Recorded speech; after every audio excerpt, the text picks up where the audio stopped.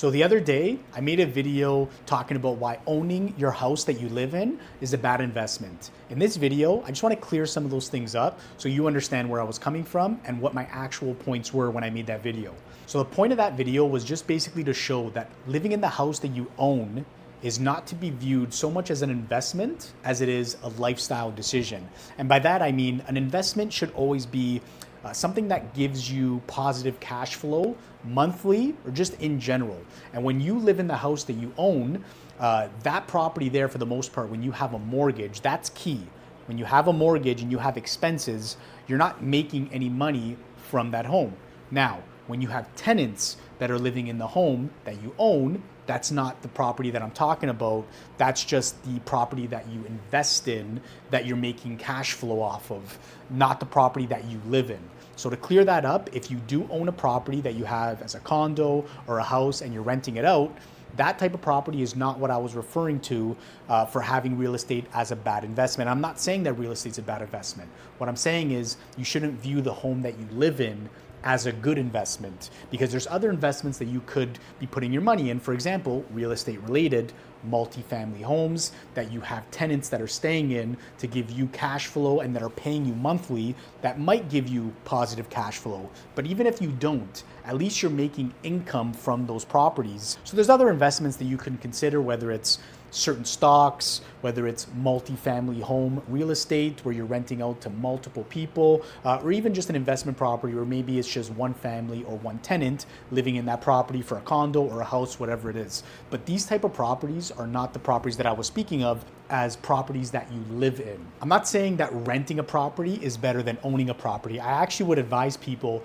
to buy a property because at least you're paying a mortgage down over time, and when you sell, you reap all the benefits. When you're renting, you're just basically paying for staying in that property. But renting does have its positives, but again, I would still advise people that owning a home is better in many ways. Number one is you don't have to worry about a landlord knocking on your door to say that they want to sell, and now which means you have to find a new property.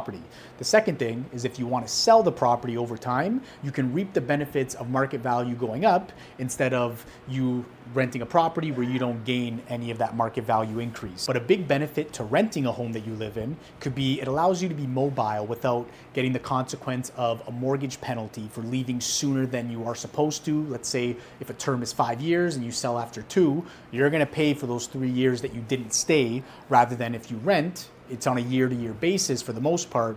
You can leave whenever you want, so it allows you to be mobile. But renting does allow you to reap the benefits of if repairs are needed, you call the landlord, they repair it, versus owning, where if something goes wrong, that's your responsibility. But when you rent, you don't reap the benefits of the market value increasing. You're just renting that property. The person who owns that property, if the value goes up in that area, they are the ones that reap the reward for the market value going up. There are still a lot of positives that go with owning the home that you live in. It's just when looking at it through an investment lens, there's better investments out there. And I'm not saying that I know what those investments are. All I'm saying is owning the home that you live in should be viewed more as a lifestyle choice rather than an investment decision. Because a lot of what we're seeing in the past 10 years of these prices going up has a lot to do with the demand that nobody really seen coming. And to rely on that to continue year after year being the only way that you would benefit from this type of investment, that's not a reliable source to really go off of, and that's not really going to be consistent as years go on. There's going to be dips, there's going to be markets going up.